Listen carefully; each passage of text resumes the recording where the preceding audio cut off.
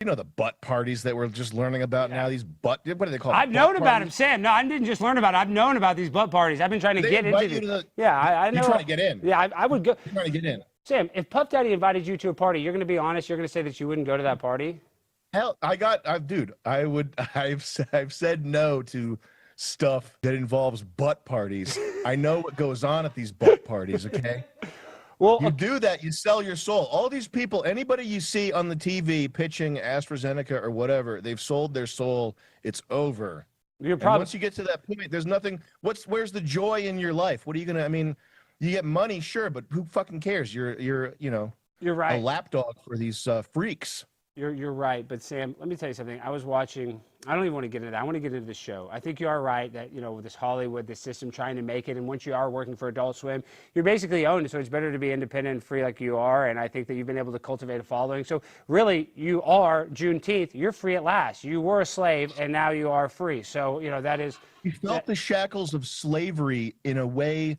I know that black people, they feel like they've suffered and they have certain things that they think. I'm telling you, I've suffered more than any black person in history. I agree, and I think that is true. Okay, enough with you, Sam. Everybody knows who you are. I want to say I've watched multiple episodes of Extreme Peace, and this is one of the most well-crafted sketch comedy shows that I've ever seen. And I was telling you, one of the things, it's obviously much different than Portlandia, but what this show does, it's so good that keeps your attention, is that it's not just, it's like The Whitest Kids You Know. I think that's one of the greatest sketch groups of all time, one of the best. But their sketches, is always kind of one and done, always had a punchline. What I like about your show is that these sketches last the whole episode and they go back and forth, so it keeps you. You don't feel burdened with punchlines. We like to drag it out as long as humanly possible before leaving the viewer without a punchline. No, there's punchlines, Sam. You know that there's punchlines. But my point is.